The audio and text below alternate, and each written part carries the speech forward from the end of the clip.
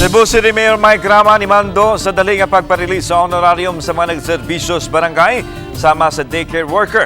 Samtang maapilar usab ang mayor ngadto sa Comelec nga tugutan lang ang pagpanghatag og ayuda sa mga senior citizens. Sayran nato ang detalye pinaagi sa akong report.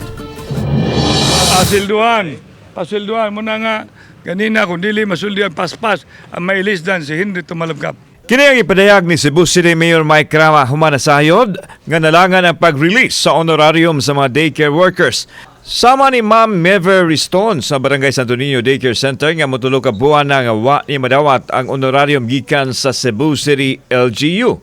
May nalang kay adunay counterpart ang barangay nga iyang gigamit sa iyang panginahanglan. Ningon sila karon kuno nga week na naamo sweldo.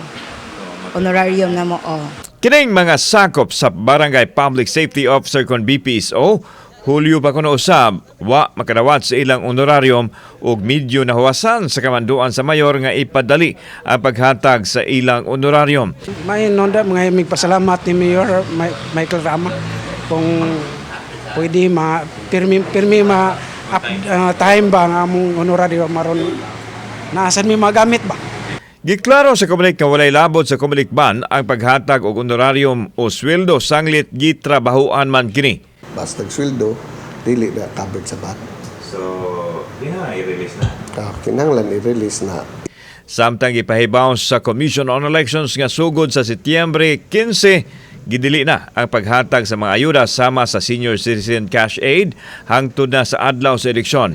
Exempted din ang assistance to individual in crisis situation kon AX og sa mga kalamidad. Gikirakdang maapilar ang mayor sa lagda sa Comelec. Manghatag og ayuda, di na nimo maundang.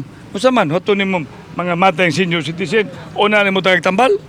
Kauban si Clover Lumayag, ako si Alan Domingo.